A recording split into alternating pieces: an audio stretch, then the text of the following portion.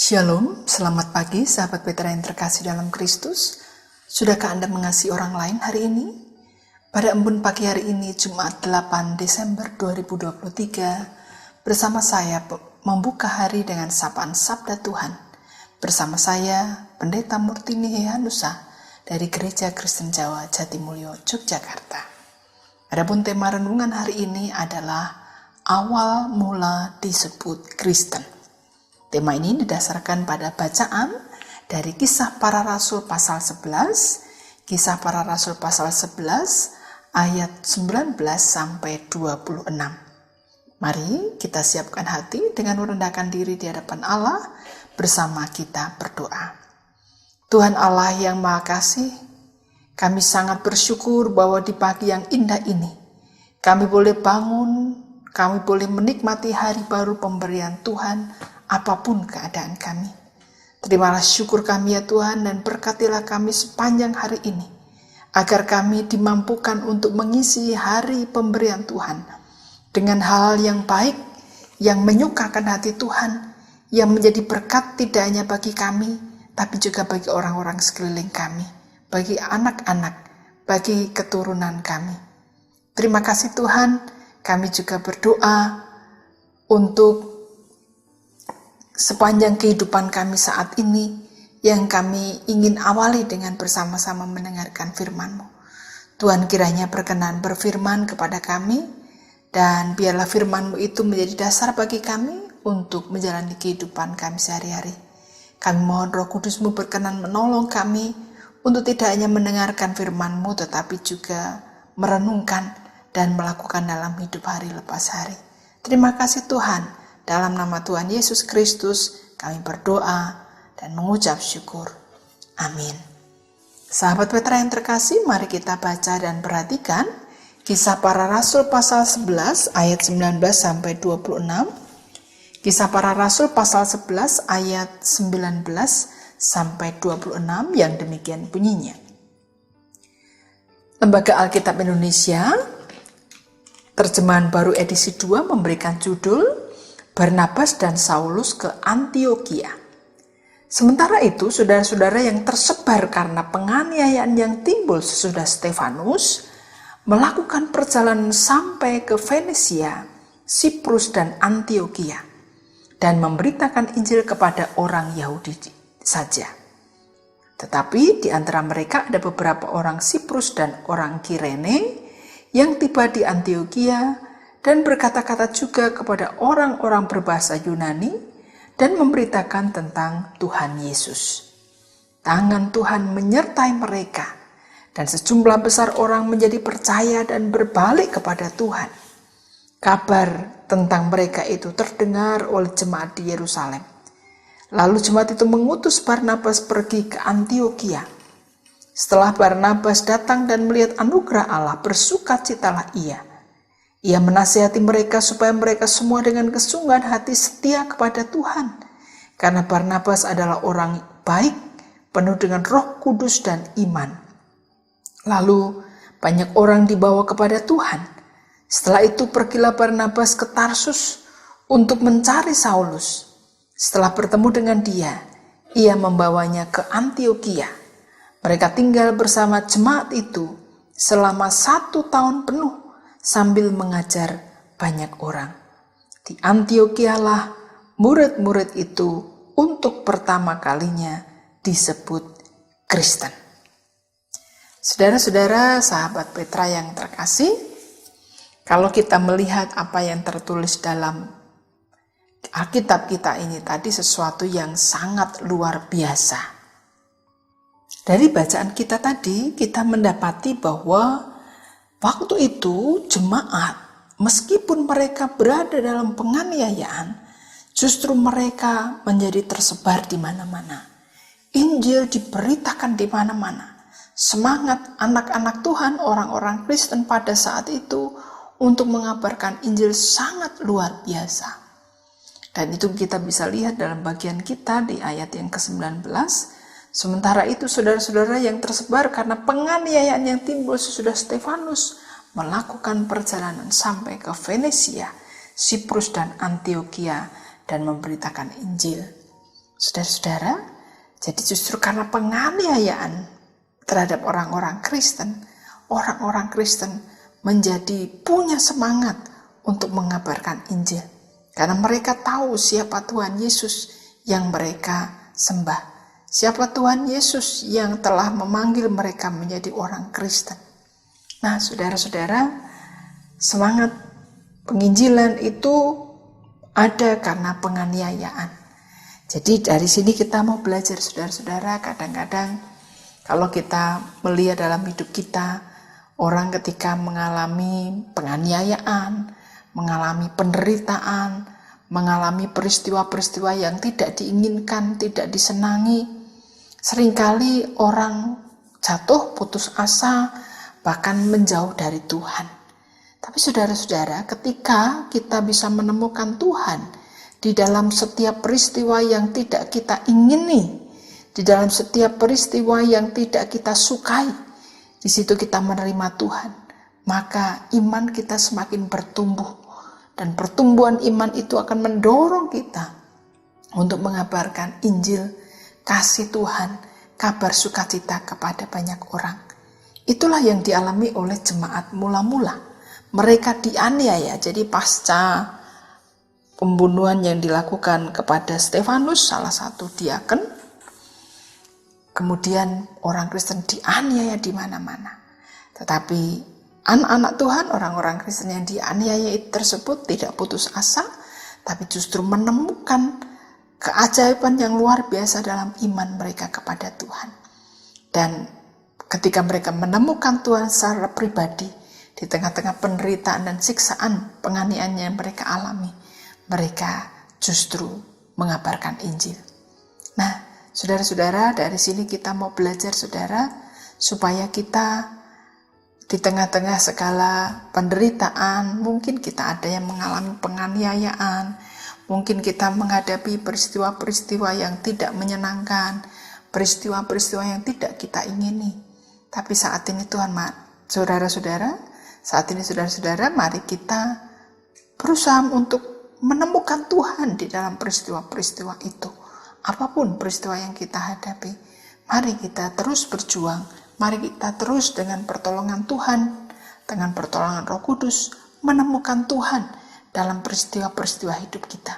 Dari situ, kita akan punya semangat untuk mengabarkan kasih, kabar sukacita kepada banyak orang.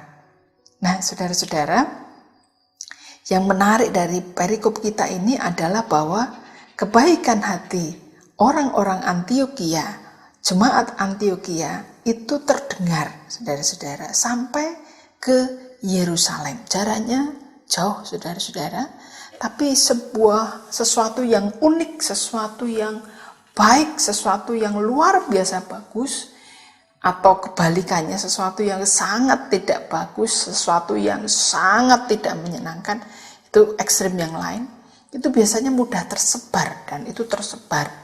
Kalau yang ini adalah jemaat Antiokhia yang adalah jemaat baru, tapi kehidupan kualitas iman mereka sangat luar biasa, sehingga kehidupan mereka dilihat, diperhatikan oleh orang lain, dan memang sangat berbeda dengan orang-orang pada saat itu. Jadi orang-orang pada saat itu hidup dengan seenaknya sendiri, saudara-saudara. Jadi yang namanya Antiokhia itu kota nomor 3 terbesar di Kekaisaran Romawi pada saat itu. Itu ya, setelah Roma, lalu Alexandria, baru kemudian Antiokhia. Jadi kota yang besar sekali.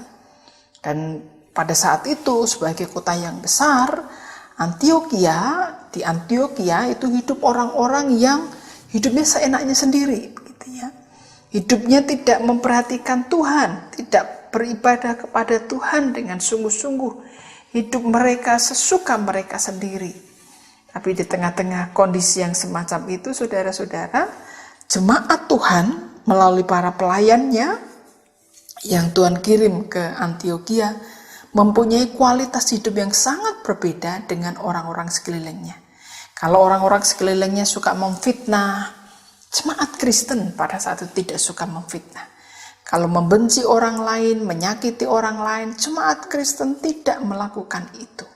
Kalau cuma orang lain mencuri, orang lain berzinah, orang lain melakukan hal-hal yang kotor, tapi anak-anak Tuhan pada saat itu, orang-orang Kristen pada saat itu yang ada di Antiokhia, hidupnya sangat berbeda dengan orang-orang di sekelilingnya. Dan karena sangat berbeda, dan karena mereka menyembah kepada Kristus, maka mereka disebut Kristen. Mereka mempunyai ciri khas yang membedakan dengan yang lain. Mungkin kalau kita bisa bayangkan, ciri khas itu bisa jadi tidak hanya kualitas hidup orang Kristen pada saat itu, tetapi juga cara mereka beribadah yang berbeda. Nah, saudara-saudara, pertanyaannya, bagaimana dengan saudara dan saya? Apakah sebutan Kristen yang pada mulanya diberikan kepada orang-orang Kristen di Antiokhia karena kualitas hidup mereka yang unik, yang sangat baik, itu juga kita lakukan dalam hidup kita?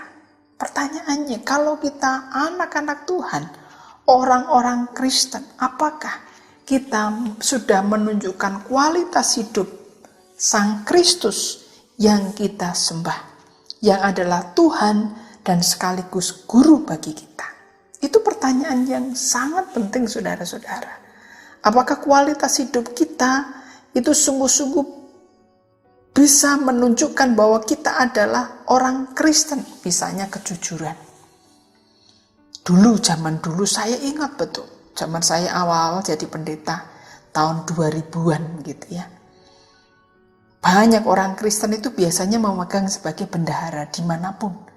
Karena orang Kristen dipercaya. Orang Kristen jujur. Orang Kristen pasti bertanggung jawab. Tapi pertanyaannya, apakah di hari-hari sekarang ini kualitas hidup seperti itu masih bisa dilihat dalam kehidupan kita oleh orang lain?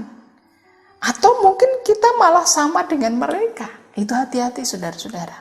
Saat ini kita diingatkan untuk kembali pada identitas kita semula sebagai orang Kristen, yaitu pengikut Kristus yang melakukan apa yang dilakukan Kristus.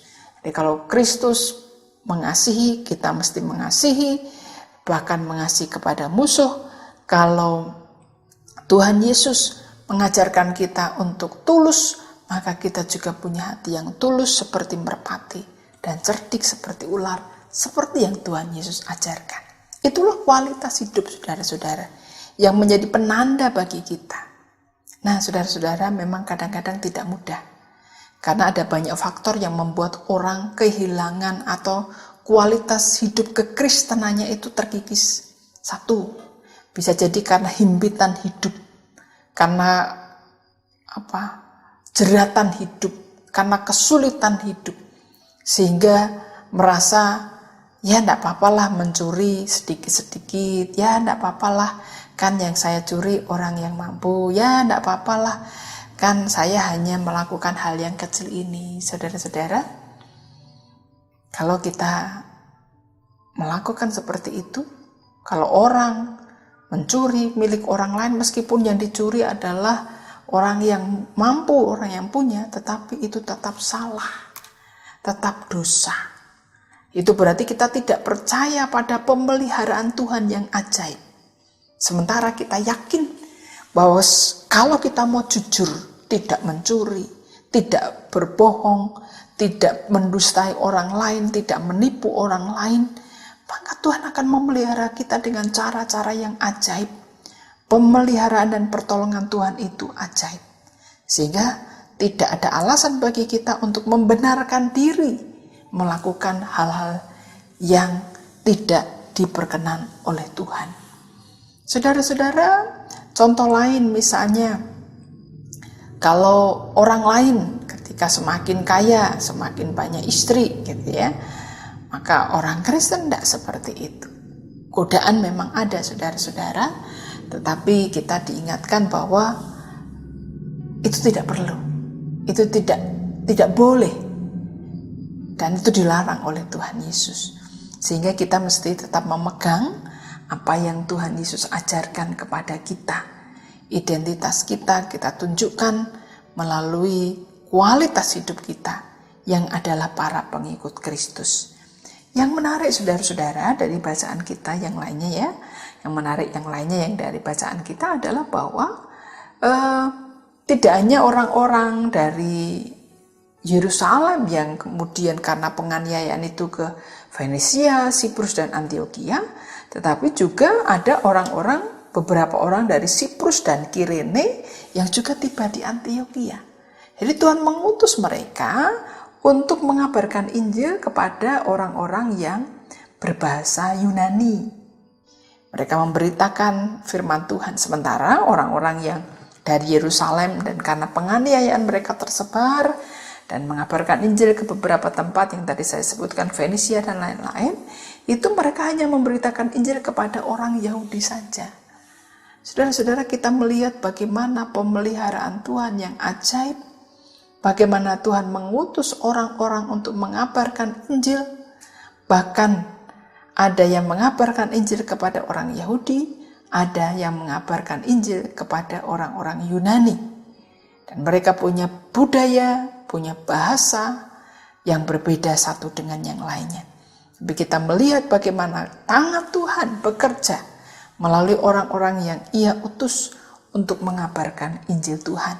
Sehingga dari para penginjil itu, dari orang-orang yang mengabarkan Injil itu, makin banyak orang yang percaya kepada Tuhan. Dan yang menarik lagi untuk menguatkan panggilan itu, kita melihat bagaimana ketika jemaat di Yerusalem mendengar bagaimana jemaat di Antioquia itu hidup luar biasa, mempunyai kualitas hidup sebagai murid Kristus. Maka saudara-saudara, di ayat 22 di sana dikatakan bahwa jemaat mengutus Barnabas ke Antioquia.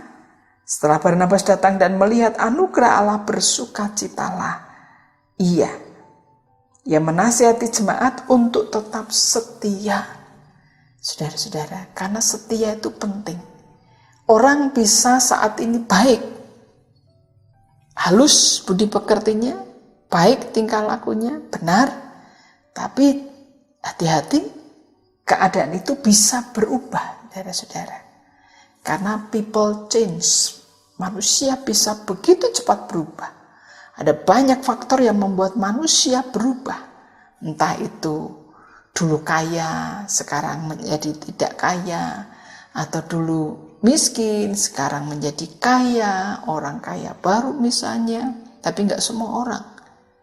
Semua itu, godaan-godaan di dunia itu, seringkali membuat kita itu tidak setia kepada Tuhan. Oleh karena itu, Barnabas berpesan kepada jemaat di Antioquia yang kualitas hidupnya dikenal di mana-mana. Barnabas menasihati supaya jemaat Antioquia menjadi jemaat yang setia, karena untuk setia itu tidak mudah. Ada pepatah, ada istilah obong-obong belarak gitu ya.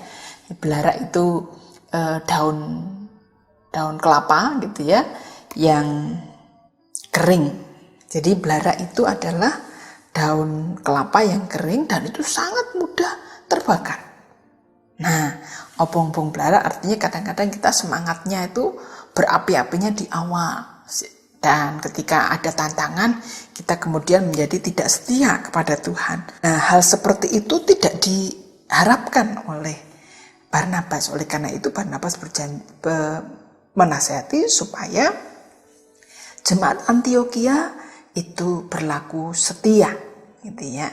Nah, yang menarik saudara-saudara, ini baratnya tuh padi sudah menguning gitu ya. Jadi Barnabas melihat pertumbuhan iman jemaat di Antioquia. Tidak hanya pertumbuhan iman, tetapi juga kuantitas jumlahnya juga bertambah banyak orang-orang yang percaya kepada Tuhan Yesus.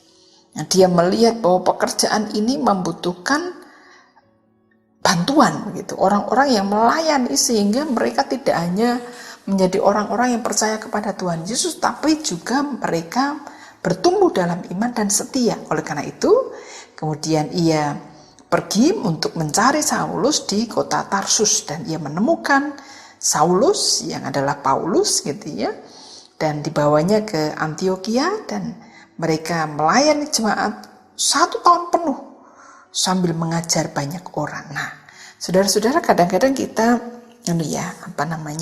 berharap agar orang lain setia terhadap Tuhan. Anak kita setia kepada Tuhan.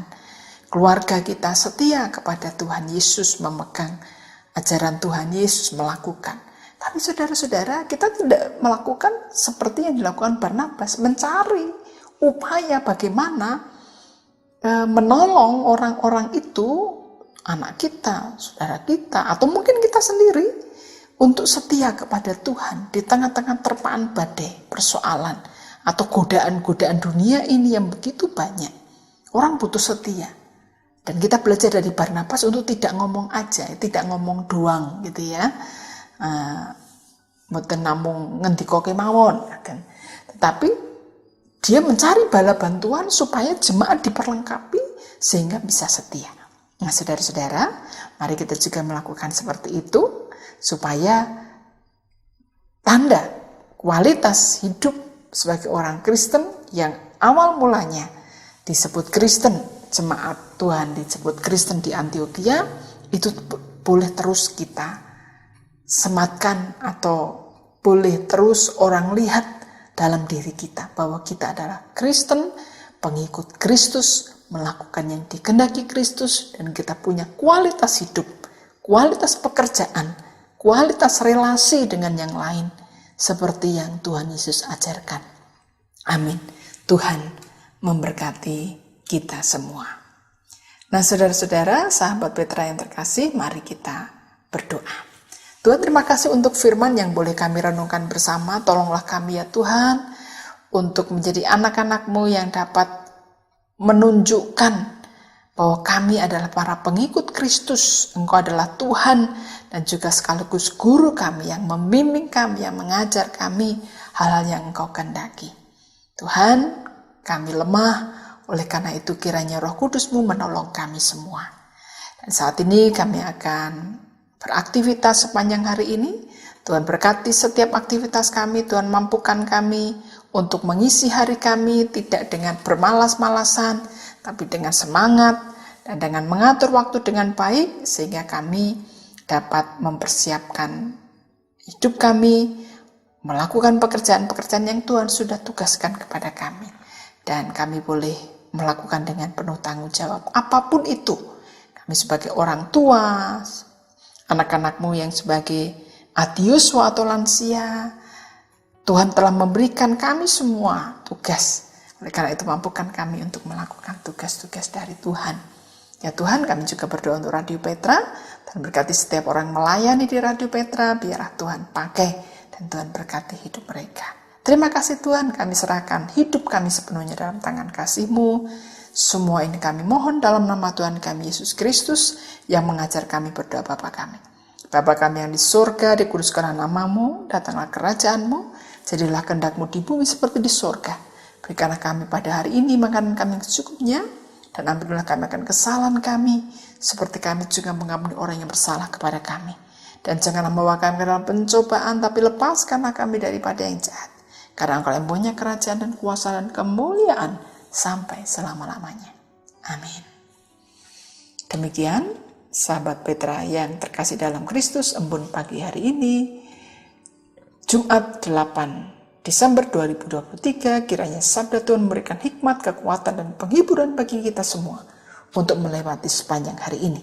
Saya Pendeta Murtini Heanusa dari Gereja Kristen Jawa Jatimulyo, Yogyakarta.